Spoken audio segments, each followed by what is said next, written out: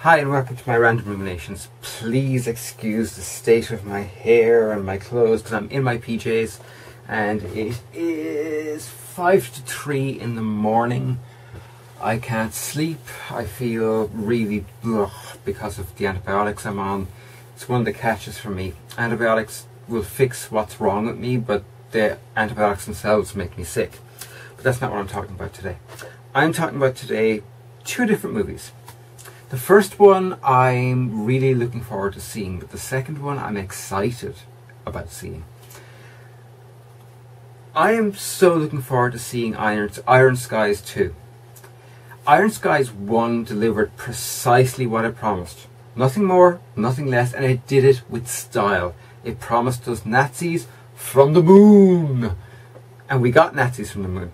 We also got Sarah Palin as president, and a PR specialist who had an outfit for literally every occasion, including being an interplanetary warlord. I mean, it was just beautiful. Such an amazing movie. I'm not saying it was good.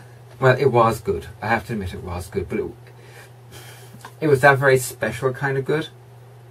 If you've seen it, you know exactly what I mean. And if you haven't seen it, you need to see it. It is a movie you won't regret investing 2 hours of your life into. Now, Iron Skies 2 apparently promises us Nazis riding dinosaurs. I'm okay with this. I am really looking forward to seeing this movie. As a matter of fact, New Year's Eve, myself and a few other individuals discussed getting a group of people together to go and watch it in the cinema and then adjourn to a bar where we talk about the movie we've just seen over and over and over again and pick it apart in exhausting detail. To me, this sounds like a perfect evening. Almost perfect. Last year, I think about September, I came across a short film made by a small amateur film company. The short film was called Prelude to Axanar. It was the first fan take on Star Trek, the original universe of Star Trek, not the John Abrams, or Abrams. Is it John Abrams? The Abrams verse. Don't get me wrong, I do love the new Star Trek movies, but for me they're not really Star Trek. They don't feel like Star Trek as such. The first one actually does far more so than the second one. The second one just felt like a cash grab. The first one kind of had at least some of the majesty of the original Star Trek movies, and it had Chris Hemsworth giving the most perfect 10 minutes of cinema I've seen in a long time. But they're not the original universe.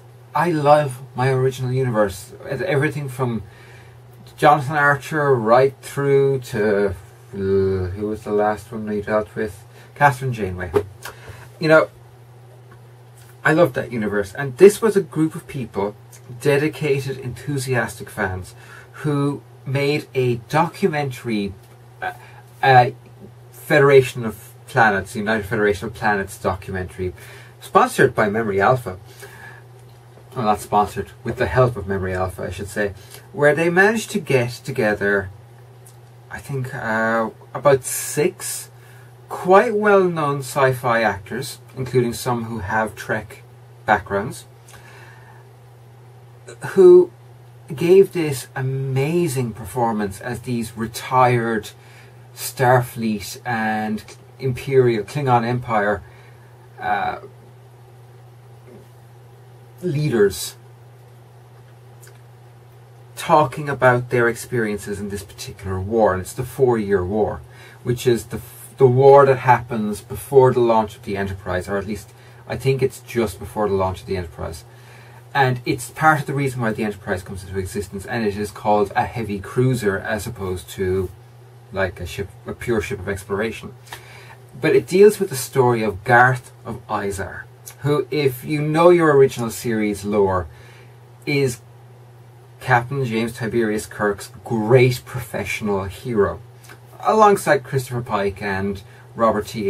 April, which nobody has ever heard of because Robert April was wiped from the history of Trek by Abrams. Prick. Anyway. So, you have this short story which tells the story of the lead up to this pivotal battle called the Battle of Axanar. And again, if you're an original series loreologist, you've heard of the Battle of Axanar, you know some of the details about it, you know that Garth Visar led Federation forces in a multi-day battle that ended the 4-year war and led to the Cold War between the Klingon Empire and the Federation planets. But we never thought we were going to see it.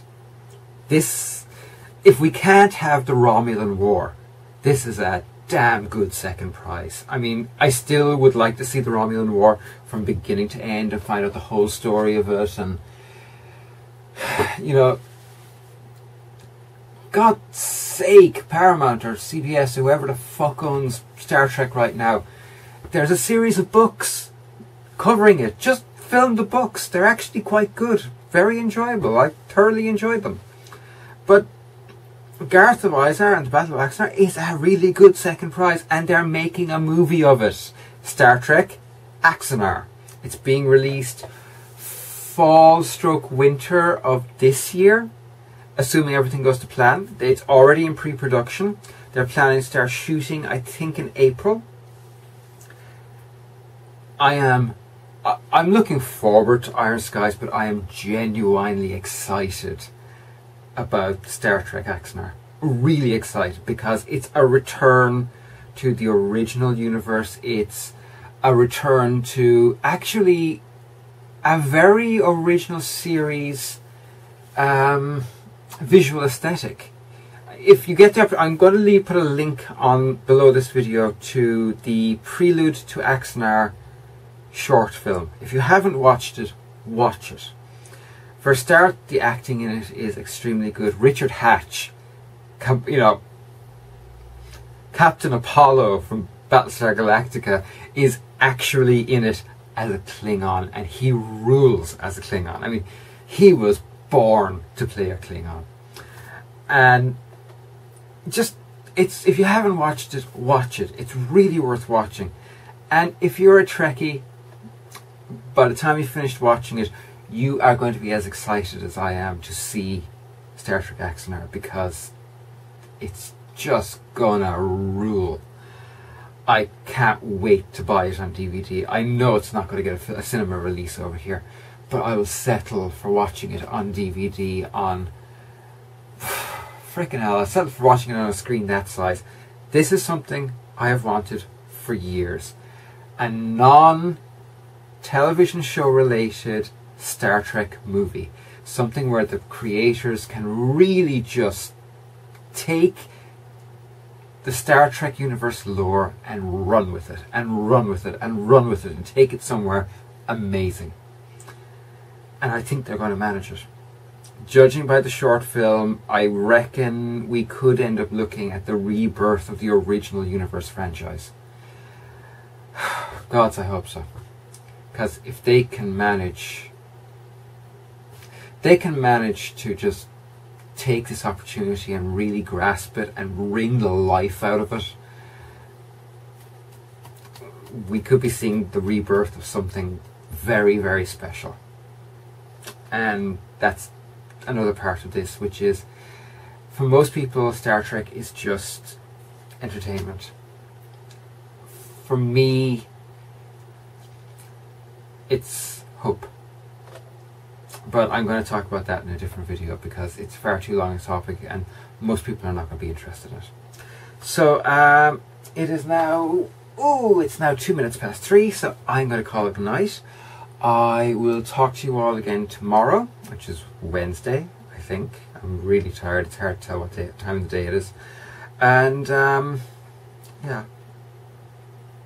bye for now.